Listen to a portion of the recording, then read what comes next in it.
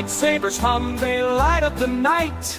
Pete and Nick keep the galaxy bright.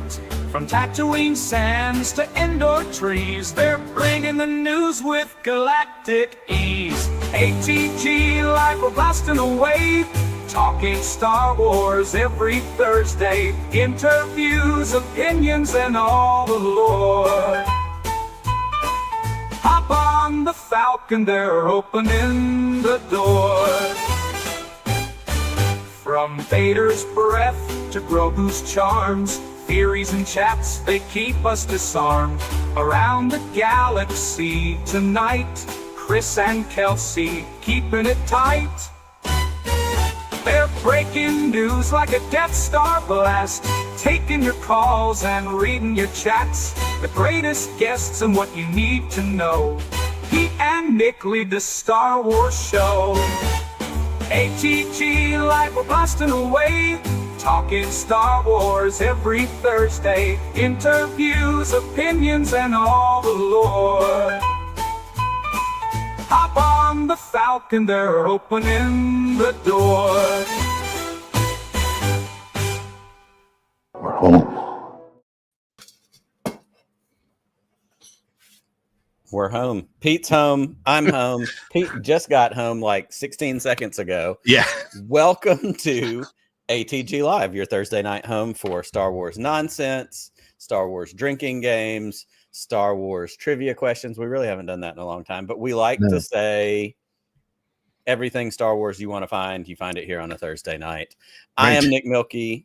I am also joined by my good friend and co-host, Mr. Pete Fletzer, who, as I said, literally just walked in the door from spending a week in the great city of Boston, Massachusetts. Pete, yes. What is happening?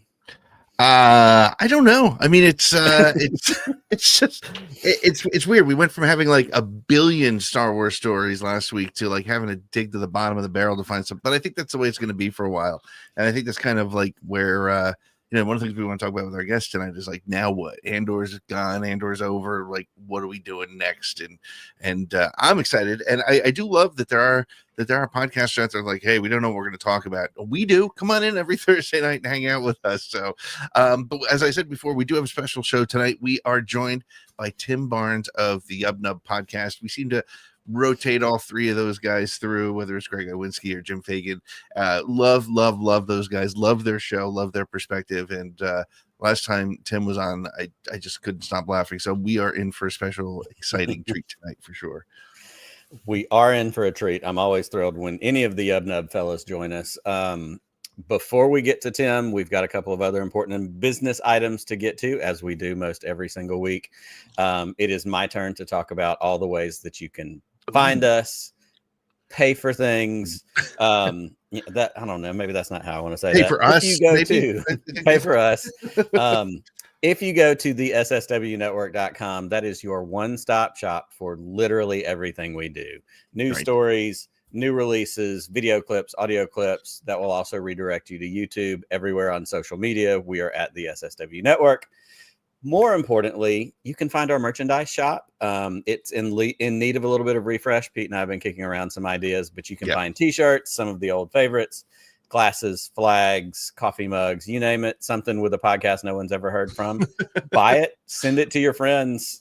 Father's Day Sunday. It is too late for you to get it in time, but buy it for them anyhow. Who cares? Just give them an IOU. Dads love that. Yeah, send them a note that says, "Hey, I got you a gift from a podcast you've never heard of." They'll never feel more loved than if you do that. And you'll get it next week sometime or after. That's right, and you'll get it 3 weeks from now when it gets drop shipped from whoever printed it for us. You can also find our Patreon link. We love our patrons. We have a tremendously wonderful group of patrons who support what we do, both with the Around the Galaxy podcast, this show, other things that we do along the way, like Road to Rebellion. For as little as $3 a month, you're going to get some inside information. You're going to get some swag sent to you, which we're due to send some more swag out. So patrons that are watching, we are going to hit you up with something pretty soon. And I think we probably need a patrons happy hour sometime soon, just a chance to hang out and casually have a drink and hang out with everybody. So you can find that there. And then you can also find, as you will see right here, I even pointed to the right place, our voicemail line, 504-321-1501. If you call that number anytime, day or night, leave us your Star Wars thoughts, chats, theories, ideas, anything that you're thinking about Star Wars and you want us to talk about, call it and leave it there. We'll play it on the show. We'll talk about it. We've even played the ones where people call and say they think we're idiots. So we're fun. We'll talk about it. We'll laugh about it. Leave us a message. So if you think we're idiots, please leave us a voicemail. That's please, by all means, back that up and leave us a message. Yeah, but you got to have a reason. I mean, you can't just say, I don't like your face. I mean, that's also a possibility, but whatever. Hey, listen, we also have recently wrapped up our Road to Rebellion podcast series. We did 7 parts where we took apart Andor and we dug through it. And we also had, speaking of phone calls, we took your calls. We went through those as well, had some great conversations about the politics of Andor. All 7 episodes are in the podcast stream. So go check them out, go find them, listen to them. And again, those are cool ones to share. I like those. Those are fun. So those are lots and lots of fun. Every week we have to bring in the 2 people who literally make sure that we don't mess this up, because 3 weeks ago, both of them were gone and we messed up everything. We broke it all. It's like, it's like when your parents go away and you have a party and you don't know how to hide it before they get home. Exactly. So first of all, I want to bring in our good friend, Mr. Chris Ryans, one of our producers. Christopher, good evening. What's up?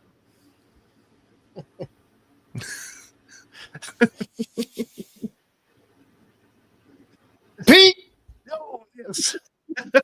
I was lulled, and even though Nick said something, Pete. Yes. How can I help you? Oh man, doing great, man. Doing great. I not a lot of Star Wars news, which means not a lot of Star Wars bullshit. But isn't that a funny thing when there's not news? But we don't have to get mad about it, and then there is news and we want to talk about it, but somebody's going to be mad about it. I kind of like it. I am doing a rewatch of Obi-Wan right now, though. Oh, and, that's exciting. Okay. Oh, yeah. Well, Acolyte's next. Okay. My oldest has been requesting that. What, Obi-Wan or? Yes, a rewatch of Obi-Wan.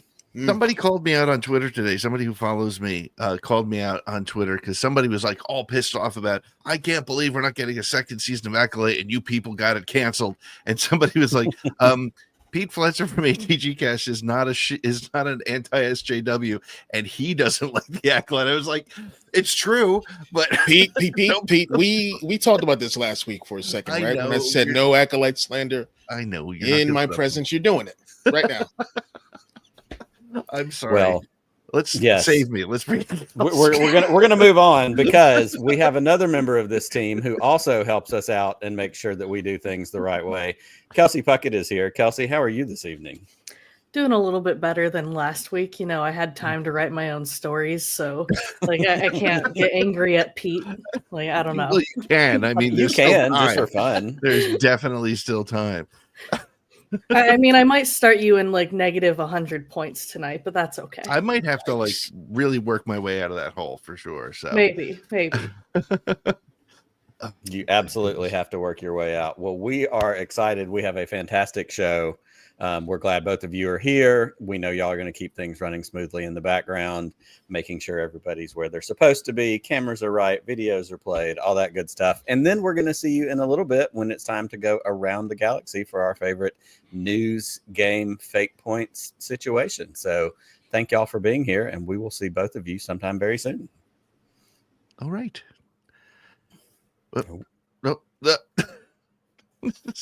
That's not her. That was us. So Nick, we got to do the toast, and I know you're not on Twitter anymore, and I'm not on Twitter, and it's smart and it's much more responsible than me. But I say I do it because of the show, because so many people watch the show through Twitter. Sure. That's fine. I can do that. But we also have a little patron DM group, and this week somebody threw down the gauntlet and challenged you to this week's chat, and it was I've heard that I have been called out, so you have been, and so let's bring him in. Brian Fantasy, you're muted, Brian. All right, how about that? Perfect. He is, Brian. And here's one of the things I love about Brian Fantasy, because I have met Brian Fantasy in person. We went and saw the Phantom Menace together for Podathon last year. That's right. We have been at Weird Space friends for several years now. I love that Brian never misses the opportunity to point out that his name is spelled correctly, unlike those posters who spell it Bryan. Every time he's just there. The best person. I don't know how to remove that now. Yes. Well, it works. It totally works. Absolutely. Well, All right, so, I'm excited that you're here. I'm excited that you're here for the challenge. Pete, do you need to referee this challenge? How you I'm not going to chug because I don't stand a chance. So I am going to declare, and I'm going to bring in Kelsey to help me with this. She and I will declare the winner of this chug off, if that is such a thing. So let me set you guys up in the right positions here. Let me get this here, and run that back to the beginning. Yeah, we got to get the full time. I only got. That's right. All right, he's got a Jen Urso on a Lego. To me, I'm down with that. That's a win. I may win this on a technicality if he chokes on his Lego minifig Jen Urso. But I am raising because it is June Urso, as we have said many times. I'm sinking my gin into my beer, and I'm going to raise my toast tonight to the people of Los Angeles. We have been watching for more than a week now. The horrible things that are going on, the ways that they are being mistreated by our government. In my best Woody page, I have my board tonight, and my board says the galaxy is watching, LA is the gore. Yeah. We are absolutely in support of our friends in Los Angeles, which we have through this show and through, personal connections. So we are raising our June Urso toast tonight to the people of Los Angeles. When they say in Andor, Ferrix, Stone and Sky, cheers and happy June Urso. Here we go. Ready? 3, 2, 1, go. Congratulations. You are being rescued. Not even close. Destroyed you. Not Oh my gosh. close. It wasn't even close. If I was wearing a He hat, gave I that would to take me. it off. No. He If I was gave that to wearing me. a hat, I would take it off. Oh my! And here's what's even better. I can't wait to go back and watch this when the show is done tonight, as I usually do. As soon as the show's over, I load it up and just make sure I don't sound like an idiot. I can't wait to go back and watch that because your internet glitched out right when we started drinking, and then when it cut back in, you were done, and everybody was like, "Holy crap, look at that!" So I really didn't even see it, but I know that you smoked me. I was about to accuse you of cheating too, because you started with it like right up at your mouth, and he had like a little bit He could have behind. started it on the floor, and I think he would have beaten it. Nope. Holy! I know when I'm a good defeated gracious. man. Congratulations. There's a lot of Well history. earned. Well, now I Hey, think we have to I have a scheme for us. We're going to go to SEC college football games and bet kids $20 a beer. Oh, absolutely. Which Ooh. Easy money. my daughter has informed me that Auburn now is in like one of her top 3. So we are going to be heading down there probably for a visit, hopefully during to see a football game while we're down there. Yep. So. Call me. We will Absolutely. hang out. You know be it. together. Outstanding. Amazing. Brian, thank you so much for coming and doing that. That was a lot of fun. And like I said, I can't wait to go back and watch how horribly I lost at that. Oh, it's fine. That was no, Brian. No, don't let him off the hook.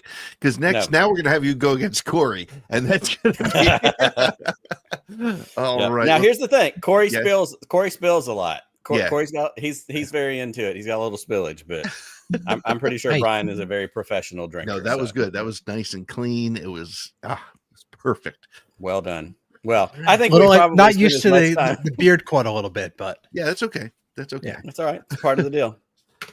All right. Well, we are going to take a break, and when we come back, we're going to be joined by the one and only Tim Barnes from YubNub Podcast, among many other things. So we'll be right back with more ATG Live.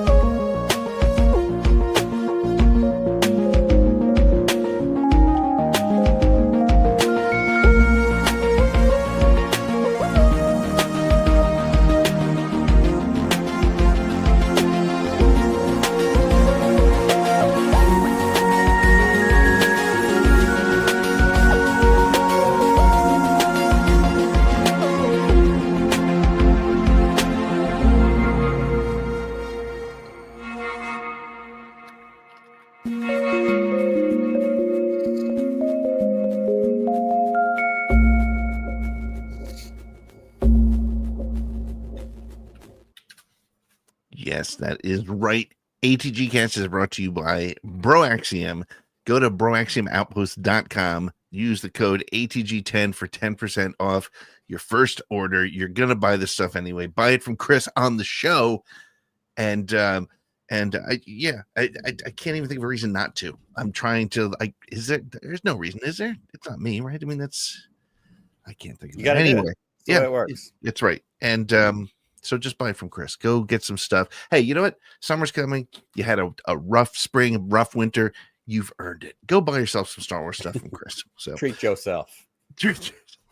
Yes. Well, speaking of treats, we are joined tonight by Tim Barnes, a comedian, television writer, and podcast producer.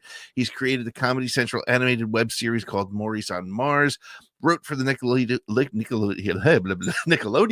sitcom Warped, and they're all at Warped, and They're All That revival, The Tonight Show starring Jimmy Fallon, and the NPR quiz show Wait, Don't Tell Me. His Letters from African America newsletter is a top humor destination on Substack, in addition to hosting the You Are the Genre podcast and co-hosting Yub Nub.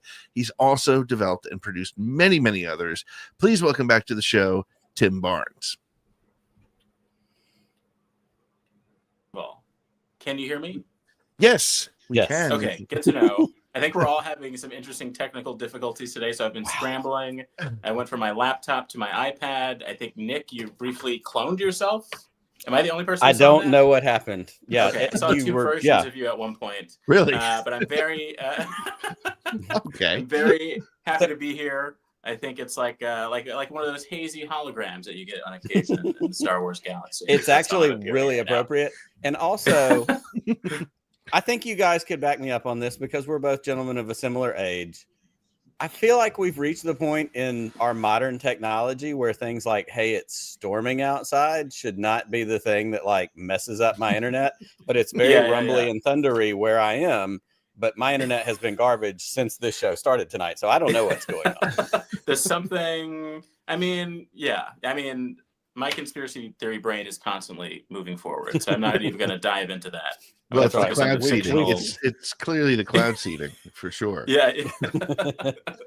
Chemtrails, birds in the air, something is messing with my internet. I'm very happy to be here. You continue to be the most professional Star Wars podcast or experience, the most professional Star Wars experience outside of the proper Lucasfilm. It's very, I'm very impressed every single time. You guys are having a lot of fun here. Yes, we are. Well, yes, we are. That is always the goal. That is always the point. Can we have fun? Can we do some crazy stuff, some silly stuff? Can we chug beers with action figures in it? I mean, who doesn't want that? I'm surprised Lucasfilm hasn't stolen that from us yet at this point. I mean, it's only a matter of time. Pedro Pascal in that little Rogue One hallway that they keep using for all their videos, chugging a beer. When is that going to happen? Cerveza Cristal has to be. It's got to be it. Well, Tim, we are always thrilled when you're here. We love Yub Nub. We love all three of you guys, and we always have so much fun when we get to hang out with any of you. We're going to dive in tonight a little bit. We've talked about, and the headline for the show tonight was Andor's over. Now what? We have finished season 1 and 2 of Andor. We've gotten all of that. Obviously, we got Rogue One a few years ago. So here's my question to you to kick us off. Now that Andor has wrapped up its run, and it is arguably probably the most critically received any of the Disney Star Wars TV shows, where do we go from here? What is the direction that we head, whether it's tone, whether it's storytelling? Andor is very specific. We've gotten other shows that go in kind of into different lanes. But in your opinion, as a writer, as somebody who works in television, where do we go from here? First of all, I just want to note that there's a flickering Martin Luther King Jr. Do you see that? I have a I do. right by the lightsaber with Greg. I have a painting of Martin Luther King Jr. on my wall, and it really wants to pierce through. It's a subliminal message that we're trying to send out to I people. Love it. But my mind, I know that it seems that the focus isn't on streaming or television at the moment. But my hope is that, we can lean into this this energy of Andor. And I had this thought watching specifically season 2 of Andor, thinking about the general feedback, or like the weird feedback element of Andor. And I had this thought where it was like, maybe people would know how to be on board with this show if a show like Andor were licensed to like HBO, for instance. I think that is the separation that makes it easier to digest. And so I don't know. I kind of hope that maybe something like that is in the future, because that's not dissimilar to what Lucasfilm was doing anyway. Like George Lucas used to fully produce something and then, have, see which buyer was interested in it. And I think that, maybe that type of thing is the future. Not everything has to be sort of in-house in the same way. And it seems like a lot of, studios and networks are into that kind of thing, because it kind of, that cross-pollination allows, interest to build outside of like your one main hub. So that's an interesting thought. And I wonder how many, I wonder how much of the question I always have when these shows come on, it's great to see, like, apparently Andor had like record-setting viewership for the last episodes or something. I didn't read the article. I saw it walking in. But how much of an impact does it have to have? Does it have to be on the same? Sorry, I'm just getting distracted. All right. Let's go ahead and clear the air, because Kelsey's in the background, Chris is in the background. They're both having seizures right now. I don't know. I have muted and unmuted my microphone 3 times, and every time I mute my microphone, it changes the camera. That's what's happening right now. Okay. I don't know what's going on. The best day to call you the most professional Star Wars. Way to go. Thanks, you cursed us, Tim. You cursed us. All right. Let me kick these guys out before they yell at us. But anyway, so no, I guess the question that I have is, I always wonder, a show does great. The show gets great viewership. But the only number that really mattered, well, there's 2 numbers that matter, right? There's the number of new subscriptions and maintained subscriptions, right? Did it drive more monthly revenue? And the second thing is merchandise. I'm pretty sure Andor is not heavy on merchandise. Not too many people yet. I think there's a chance. You do? Just like a nice Lego set that helps you build the hologram of Marva giving a impassioned speech. That'd be really fun. But to your point, like, would Disney maybe make more by selling it to an HBO or a different network or licensing it rather? And I don't know, it's interesting. I'm really into companies having vibes. Let companies have vibes again. Yeah, that's my big takeaway. I think so many streamers are trying to be the everything service. And it is a little, jarring sometimes that, I can watch, a nice, fun Saturday morning kids cartoon, and I could probably, with, Disney owning FX, watch Louie. I don't know. Like, it's not, I shouldn't be able to watch Bluey and Louie on the same service. I think that we need.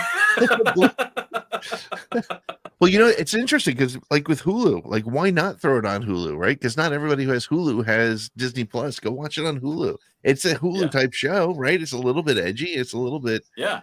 All right. Now you've talked me into it. Now we're just going to talk Iger into it and see if we can. Bob, if you're watching again, I know you're always keeping your eye on us. Let's think about that. But so they also, I think that's a really interesting perspective, but they also there's a lot of pressure, I think, and I want to see if you agree, with the Mandalorian and Grogu film hitting theaters, right? This is the return to theaters for the Star Wars franchise. How much pressure do you think is on the Mandalorian and Grogu? Like, how good does it have to perform to be the win that it needs to be to kind of, hate to say save the franchise, but I mean, if it bombs, if you get Thunderbolts numbers for Mando and Grogu, that's a big problem.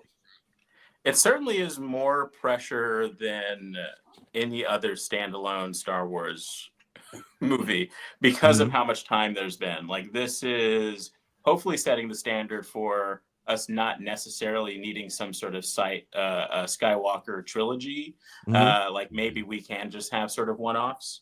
But I think it's in a unique position because it is, connecting to its own specifically developed nostalgia. I don't want to think about how many years it's been since the first season of The Mandalorian, but it's enough years for us to have built up this nostalgia for it, which is very shocking to me.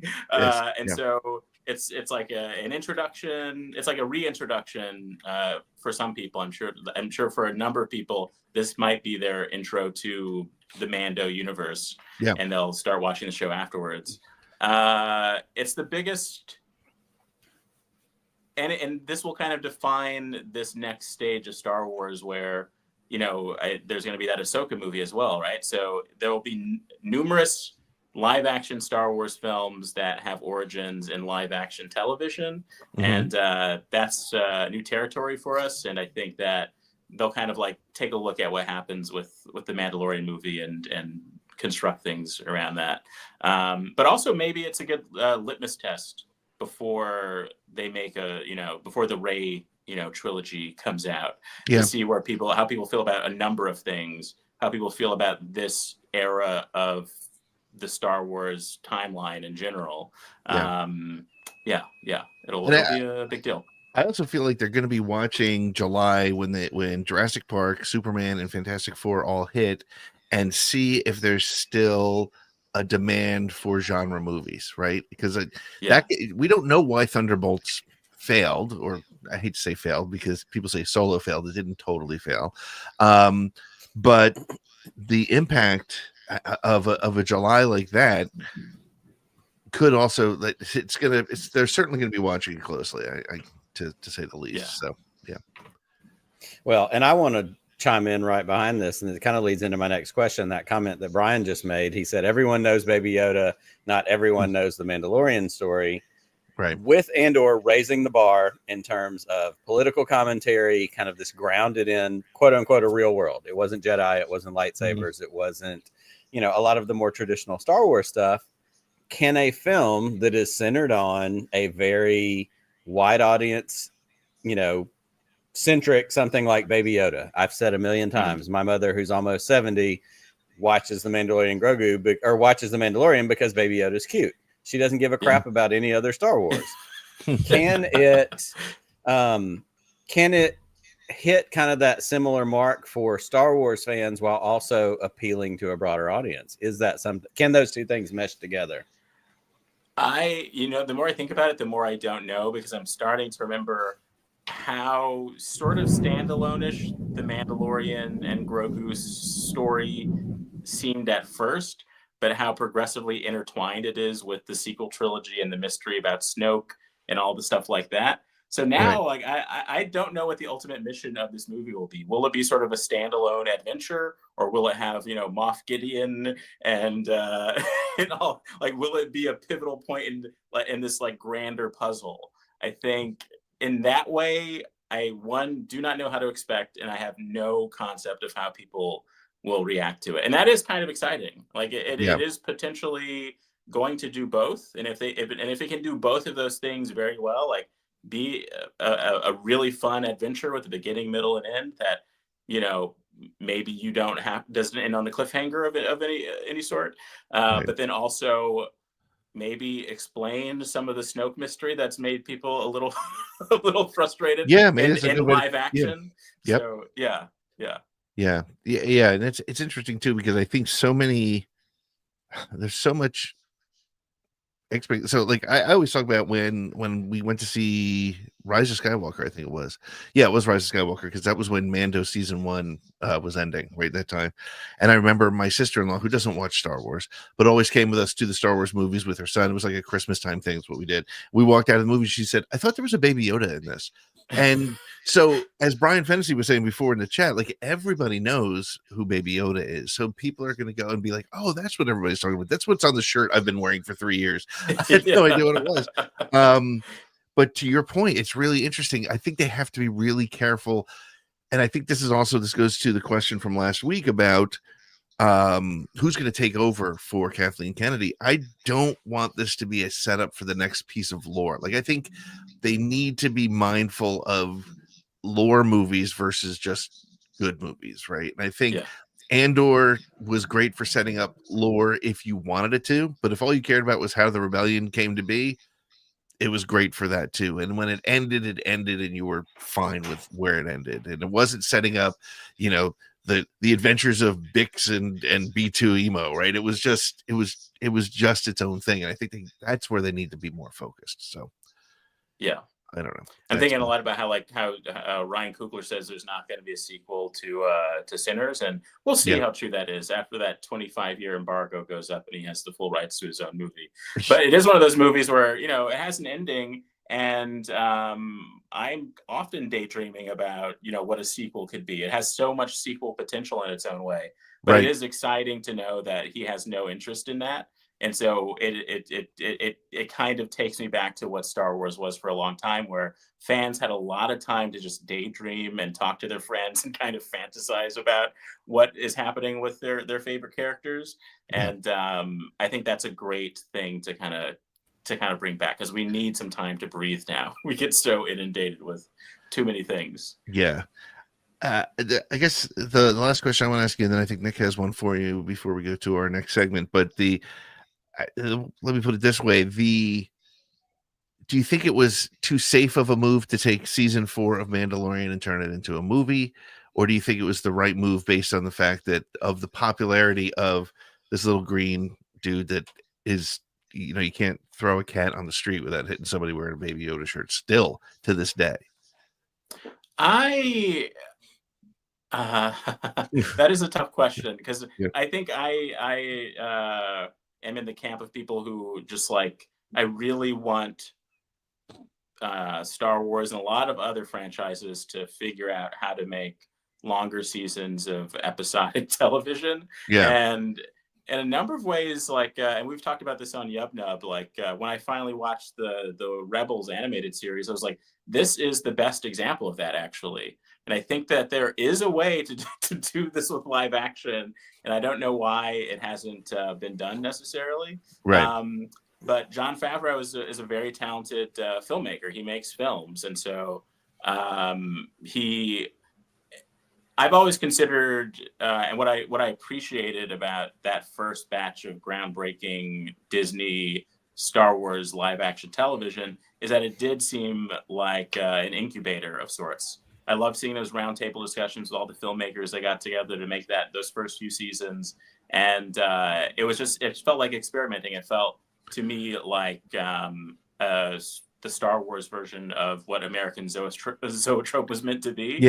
And so keeping that in mind, I think that they figured out a lot of interesting things, and hopefully the feature films are just using the best of all of that learning period.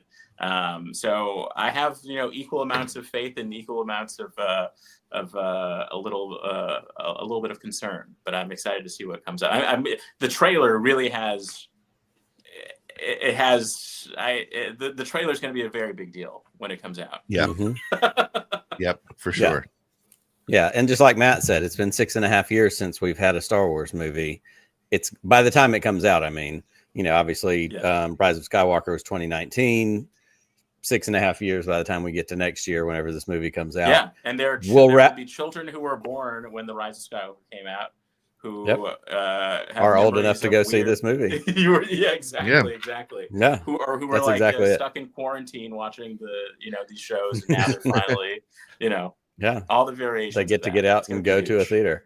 Well, so I'm going to ask you this one. We're going to get out of here, and we're going to go to a commercial break, and we're going to come back and we're going to play our news game. Looking ahead, if I'm giving you, Tim Barnes, this is purely an editorial opinion-based question. I'm giving you the future of Star Wars films.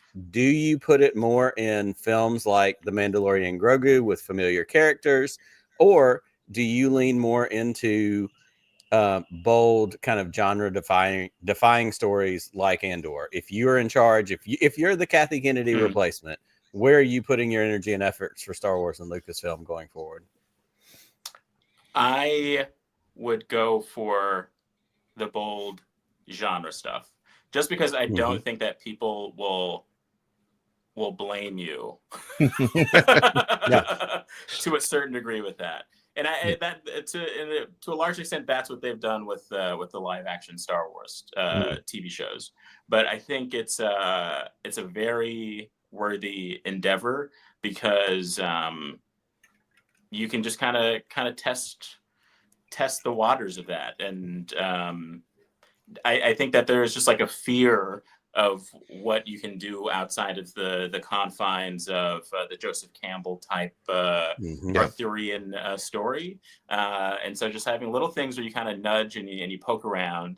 And I mean, when I first saw that first season of Andor with those arcs, I really did feel like I would pay money to watch that first arc in a movie theater. I was, I would pay money for that. Yep. They were great films, and I guess I don't see the harm in that. But yeah, I'm trying not to ramble. No, I'm trying to keep. And it feels like the streaming world is trying to figure out what it wants to be. Does it want to be, episodic TV, or does it want to be a 12-hour movie, or it's still not sure. Yeah. And from what I've seen Tony Gilroy say in certain interviews, like he was told at some point during the filming of season 2 that like the streaming or the amount of focus on streaming is kind of dead. So it's like, I feel like every couple of years people are getting a very different story about what the focus is on. And I think that feature films allows you to really zero in on a very specific thing. Can you make audiences in a live setting have these emotions? Right. And with streaming, there's too many variables. And television used to be a very specific thing where, it's programmed, it comes out at a specific time. There are like there are these promo things that that everyone's going to be looking at leading up to it. And the more that kind of gets tinkered with, I do think that and even like in the TV space, so many TV writers being told like, oh, movies are where it's at. But the little irony in that is that, most movies kind of come out on streaming anyway. So it's still kind of television. So I don't know what anything is.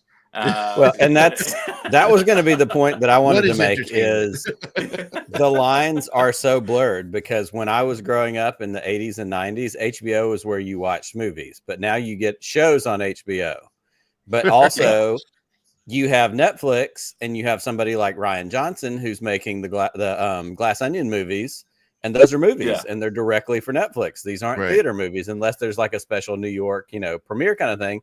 So those lines have all been blurred, and every bit of it is this a movie for streaming? Is this a TV show for a movie platform? Like, we don't, like every one of you have said, it doesn't know what it is right now. And so it's time for, and Matt says it the same way, I think the theater thing is the communal experience. And for Star Wars to get to go see a Star Wars movie with a bunch of other Star Wars nerds, that's where it's at. We went and saw Phantom Menace in New Jersey last summer for the re-release anniversary. Pete said it many times. It's kind of one of his ideas we keep talking about. Put these 3-episode arcs of Andor out in my local theater for $10. Yes. I'll go pay $10 and buy some popcorn and a Coke and watch these on a big screen every week. And if there's other local nerds where I live, it would be amazing. Yeah. Like and it's all digital. Where you just know. Yeah, where you just know that like at the height of Game of Thrones, that people would go to a movie to watch this. That's it. Yep. Actually, I went to like a For Your Consideration event for like Saturday Night Live, and a part of it, they had a panel with actual people, who work for the show in New York, but then they just live streamed the panel that was happening simultaneously in LA, and but they played this like clip show, and then I had this thought I was watching like, I would kind of like if I knew that like at the Alamo Draft House or Nighthawk or something out here that I could at 11:30 I could theoretically watch Saturday Night Live in a movie theater with a bunch of other people. I think I kind of would really do that. In this season 2 of Andor, if they had done each 3-episode block at my local movie theater, and I had paid $10 or $15, I would have gone every week and watched these 3-episode arcs at the movie theater and happily paid that money to, even if I was the only one there, to get it on a big screen to get the audio. Movie theaters screen far weirder things.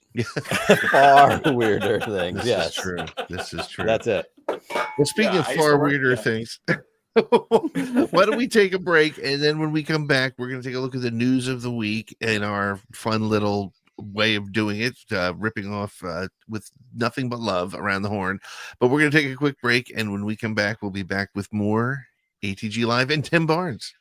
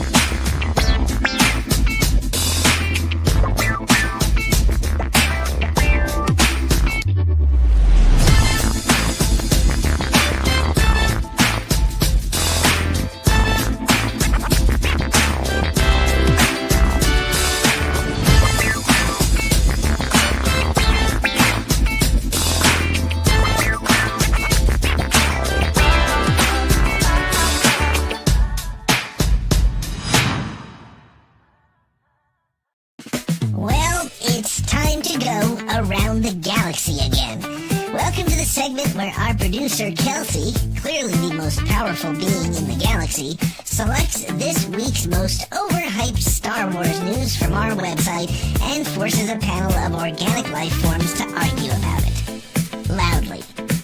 For points. That she gives out. However she wants. This makes no sense to me at all. This week's special guest will also join the chaos, pretending that their opinions matter, while Kelsey quietly calculates who lives, who dies, and who gets muted. And at the end, the so-called winner gets 60 seconds of uninterrupted airtime, because that's what this show needs. More talking. So, hold on to your motivator and brace for impact. This is Around the Galaxy. Do I have to say it? Do I really? Roger, Roger.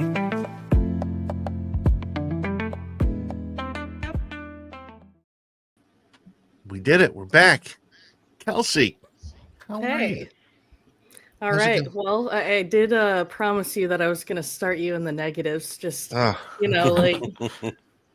Yeah, you gotta. I know. But did you watch that video though? That was really cool. You liked it last week. A great video. Yes. Yes. All right, I'll start at -10. I can fight back from that. Yeah, I reeled it back a little bit. Like, I don't know. Felt like I could be a little bit nicer. Yeah. Well, and I think now that we're referring to you as the Inquisitor, it only makes sense that you're a little bit evil. Team Dark Side, it's all right. Not fully evil. Team Dark Side. All right, so got our first story. I guess I'll stick with you since you're already in the negatives. Yeah, sure. Yeah. Totally Mel Brooks confirmed after 4 decades that we'll be getting a Spaceball sequel. The beloved Star Wars spoof has been set for release in 2027. Are you excited for this movie, or is it too little too late for you? Great question. I'm really excited for it. I just don't know if it's going to be as good as I want it to be. I don't know if Mel Brooks' humor still works or is even allowed to still work these days, but so I can't wait for it. I loved Spaceballs. I was a huge fan of the original Spaceballs movie, and I'm just excited it's coming back. And he's calling it The Schwartz Awakens, which of course is the perfect name for it. And he did his little promo today, which was funny. I don't know if any of you saw it. So, yeah, bring it on. As Chris would say, gimme, gimme, gimme. But I guess Mel Brooks would say, gimme. I don't do impressions at all. No, was that a bad impression, Chris? Yeah, it was. I probably lost points for that impression. That's all right. So yeah, that's where I stand. Give it to me. I can't wait. I'm excited. I just hope Mel Brooks is still alive. I mean, geez, he turns 99 this month.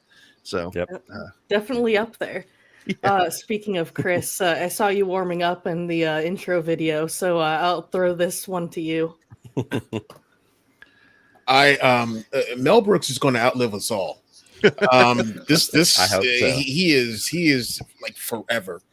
And as a huge fan of all the Mel Brooks movies, I thought maybe he would have lost a step or like his writing team with his influence when History of the World Part 2 came out as a series. I forgot which channel it was on or whatnot, but I really liked it. And I thought it had like the same kind of spirit that the original one did. You know, different decades, whatnot. Of course, there's going to be things that are different. But I'm very much looking forward to Spaceballs, The Schwartz Awakens. Very much. I can't wait. What about you, Tim? Are you excited? Yeah, I really hope that Ben Schwartz is in it. I think that would be great. Yes. And seeing as how, like, I don't know, knowing how long the gap we've had for a Star Wars film, I think that he's picked like the best time to have this come out.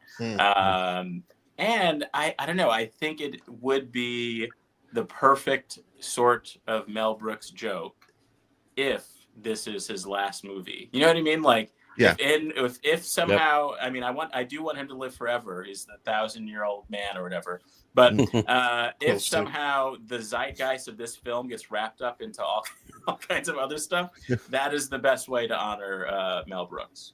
So I'm excited for this film. I cannot wait. I hope that his performance as what's the name of his Yoda? Yogurt. I hope that Yogurt is suddenly computer generated And and he'll talk about it. Yep.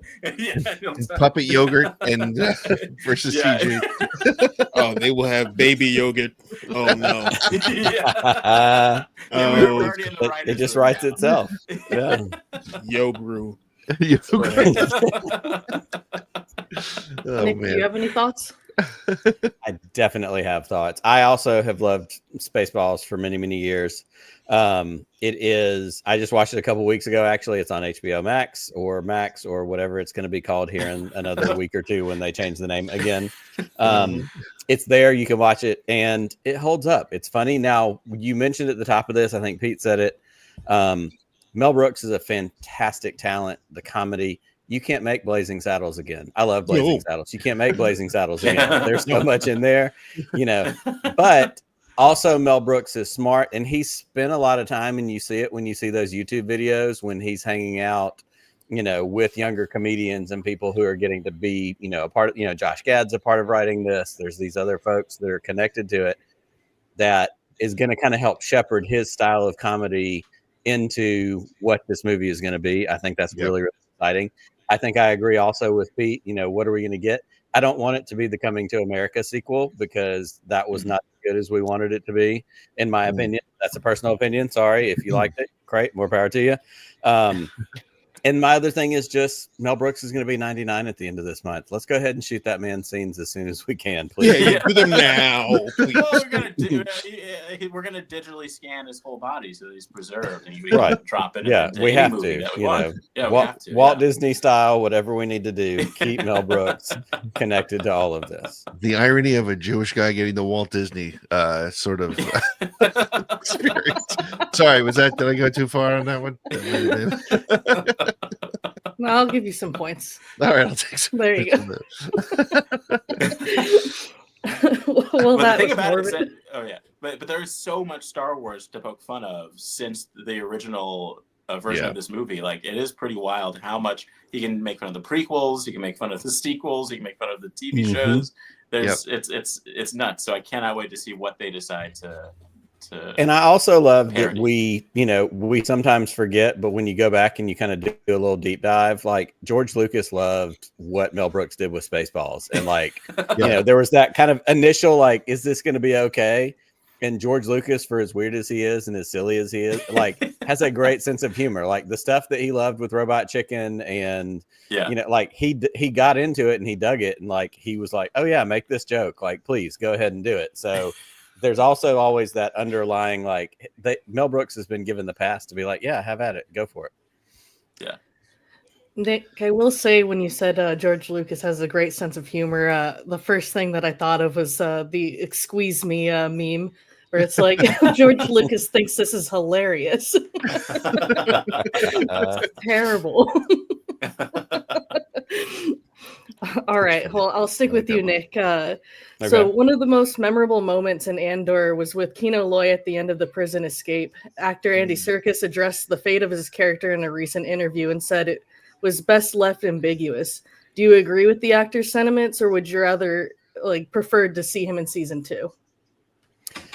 I do agree with what Andy Serkis said, and I have to admit, watching season 1 coming into season 2. In fact, at one point, I think it was reported before season 2, oh, he's going to be in it. It was kind of that back and forth.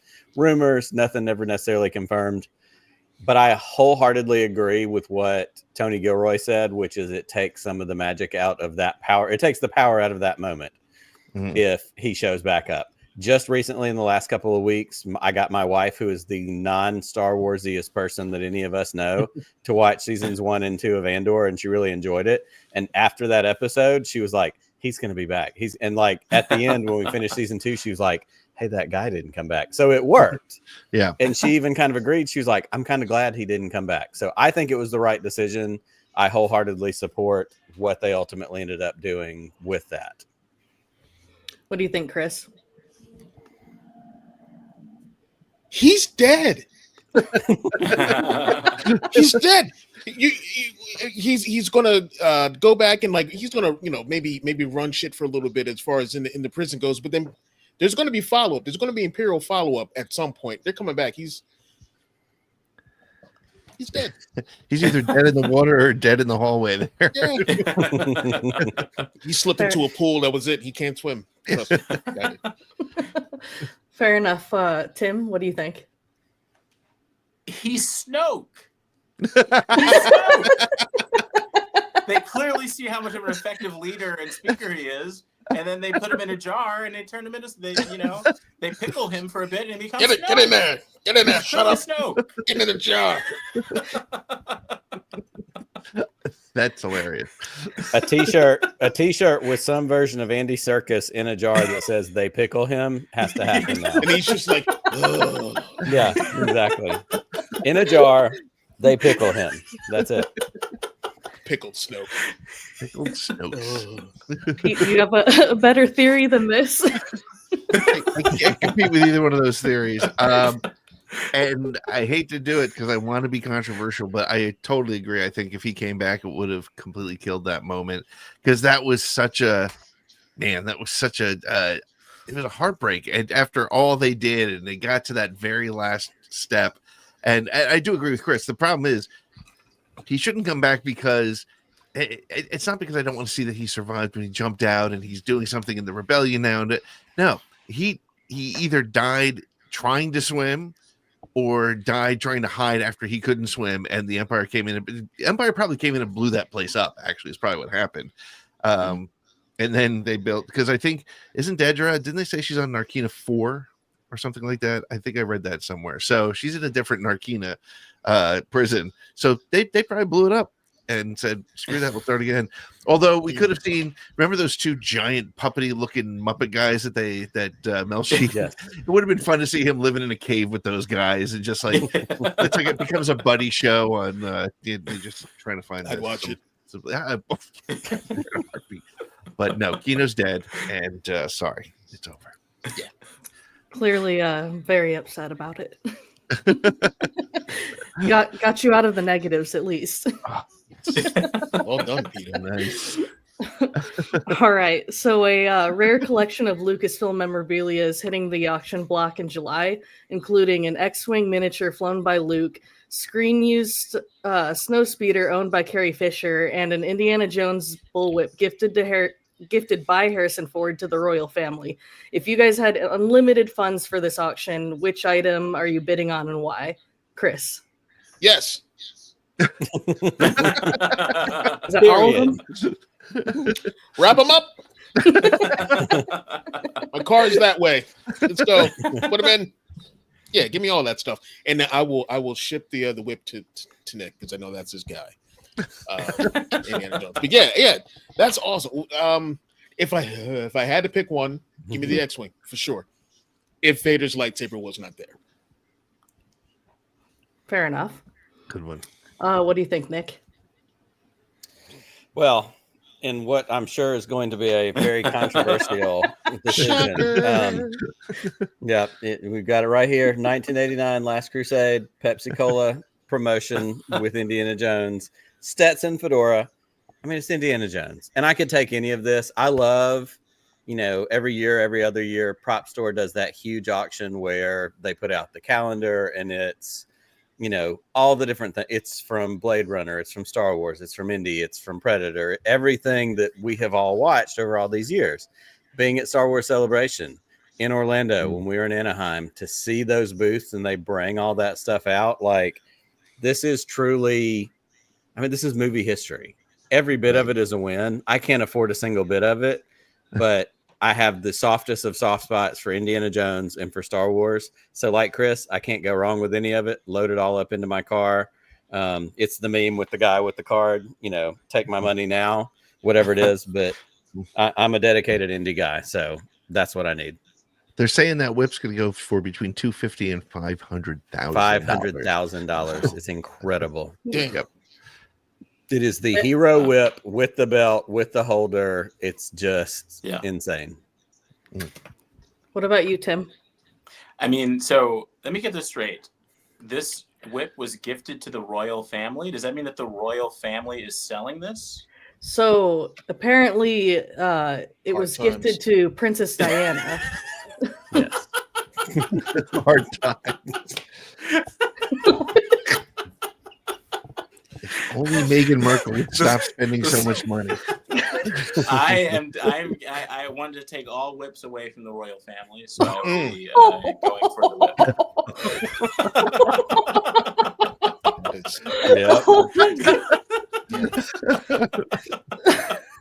Oh no!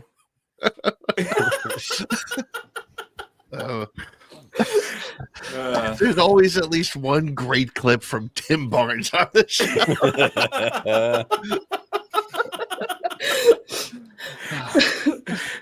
Want to follow that?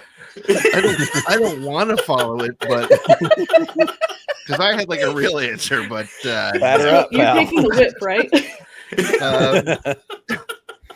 No, I was going to actually take the snowspeeder that Carrie Fisher owned, because Carrie Fisher owned it, and it's a snowspeeder. And when Empire came out, like that was my favorite cool ship. That, so I would go with that, or the X-wing. But Chris, I'm going to let Chris outbid me on the X-wing.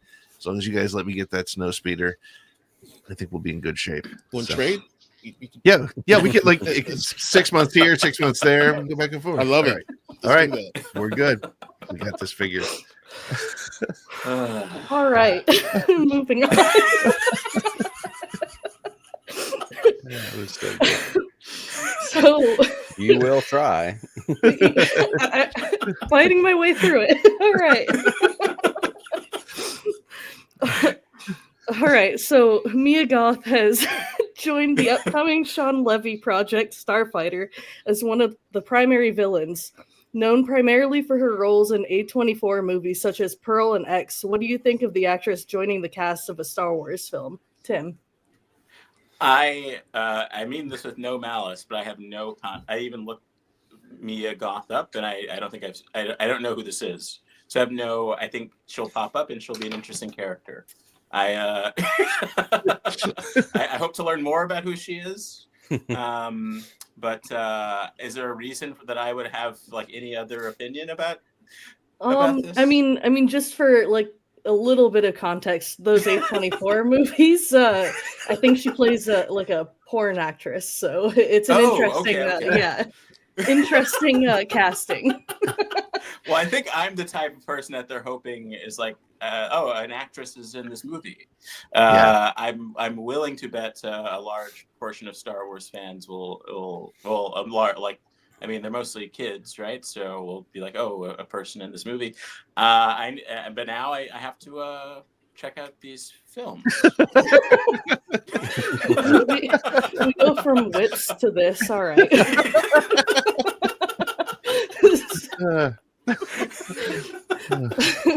Nick? So it's interesting, and I also, like Tim, had to go look up who Mia Goth was. Had no cool name. I'm like, okay, start there. Let's see what we got. Also, when I read the news story, I know apparently the other person who was potentially, in this position to be in this role was Mikey Madison.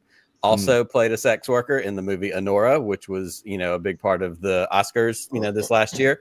So it is a little bit kind of to what you're alluding to, Kelsey, is, a little bit outside the lane of Disney, or Star Wars, picking somebody who's played some other roles, but that doesn't mean anything because this is acting, and actors can do a lot of different things. They can cover a lot of different ground. So to me, it feels very Star Wars, because Star Wars, certainly in the earlier years, but even going forward, was built on casting unknowns. If this is going to be in the Ryan Gosling movie, then okay, Ryan Gosling's the one, and then we put in a bunch of other people. You get a Daisy Ridley, you get a John Boyega, who had done a little bit of stuff, Attack the Block, whatever. But these are people who are getting opportunities to kind of receive or reach a wider audience. So let's go. I'm excited to see what it is, because I have no frame of reference, really. Yeah. What about you, Pete? Well, it is interesting because I think Koo Stark, who played Cammy from Cammy and Fixer, who were cut from the Star Wars original cut, I think she had some sort of a questionable film background. So I think it's interesting. I think she's got a cool look to her. Mia Goth has a really cool look to her. I think she can kind of fit into that Star Wars world. I have not seen these other A24 movies, but as a Star Wars fan, it's it's probably critical that I check them out. And she kind of just does have a Star Wars name. The more that we say it, too. Yeah, she does. Right, Yeah. they don't have to even change her name, but she does. She does, and she's gonna be playing a villain, and she's kind of got a cool look. But she could be an alien, because I think she's, I could almost see her as a Twi'lek, like an evil Twi'lek. So, I think it's cool, and I think it's great that they're going with actors that, well, it's interesting because it's the Ryan Gosling movie, right? So he's already the big name, and Mia Goth isn't, while not a big name, it's a recognizable name to a certain group of film fans. I mean, the A24 film following is huge. So yeah, it's an interesting choice, but yeah, I'm all for it. Let's see what they can do with her for sure. Chris, do you have any thoughts? Yeah. I've watched a few A24 films. So when Mia Goth was announced for Star Wars, I said, who? Because apparently I didn't see any of the movies that she was in. So, sure. Yeah. Cool. She's playing a villain. All right, cool. Yeah, I'm on for it. Oh, she's got no eyebrows. Whatever, cool. I'm with it. Just do the job. Whatever your job is, do the job, and you got me. All right. Great. I think Chris just won with that. Nice. 2 weeks in a row. I don't know. I feel like I got the most laughs from Chris tonight. So the floor is yours. I can say anything I want. For Oh 60 yeah, seconds. you have won. Not everything. Oh, the only thing I will say is,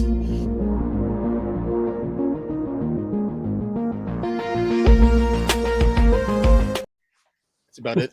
Please go to Barack's Outpost. Apparently, Pete really wanted to cut you off. It's not me. No, that was the joke. You see, he was playing the Broaxium commercial. You see. Oh, I did that. Okay. I forgot that you also can press buttons back here. Yes. So there you go. I mean, that's your 60 seconds. Okay, good. We Well, so seriously though, I'm not even kidding. Buy some shit from Chris. That's your thing. ATG 10 so and aggressive code. now. Oh no, He's being a bully. Yes. No, but seriously, you're gonna buy this stuff anyway. Chris, if you sold Legos, I'd be buying them from you. That's the only thing. I'm not about to touch that.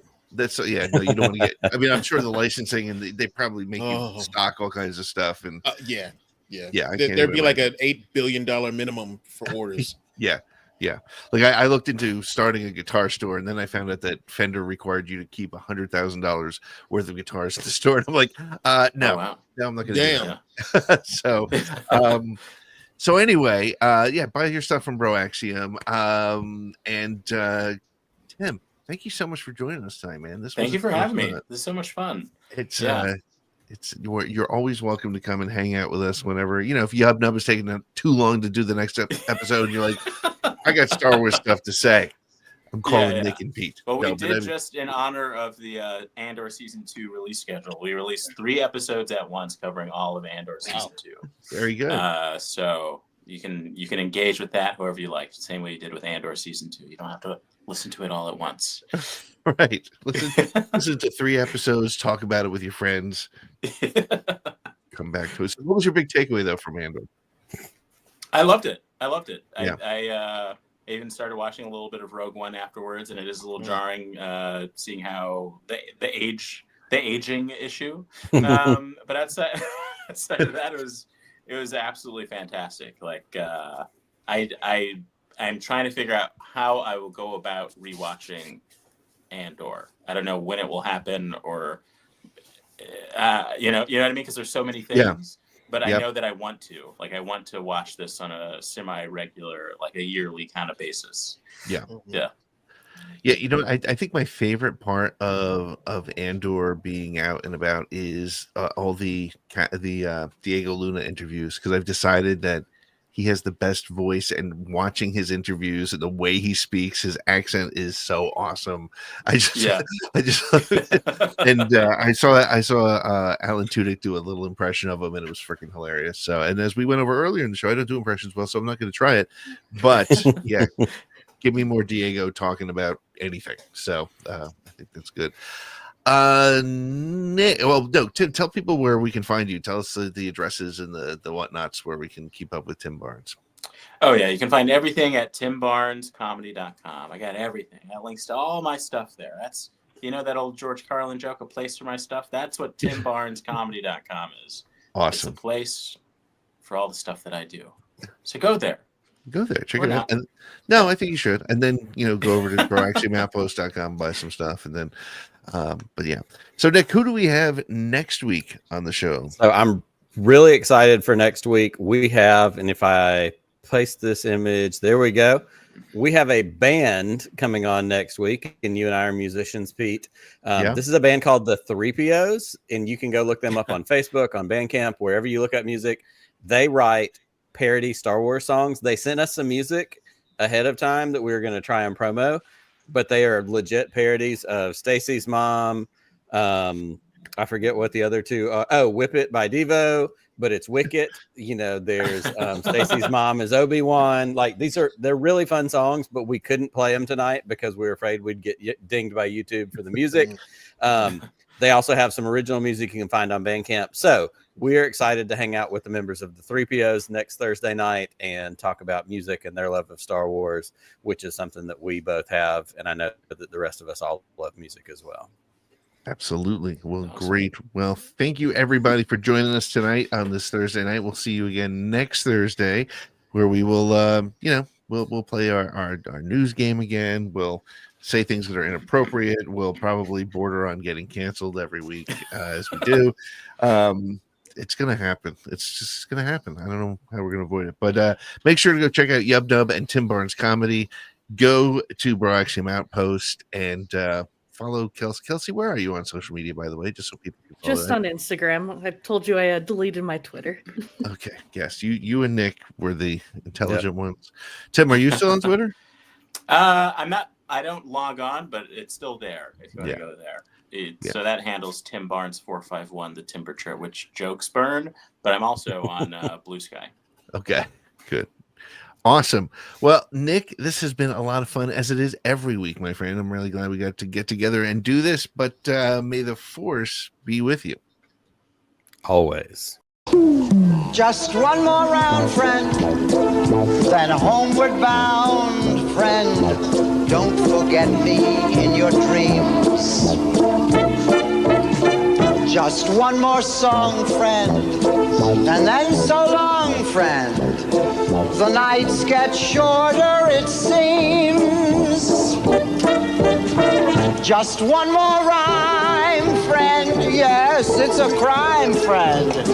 But you know time, friend. Time can fly. So it's good night, friend. Good night, but not goodbye.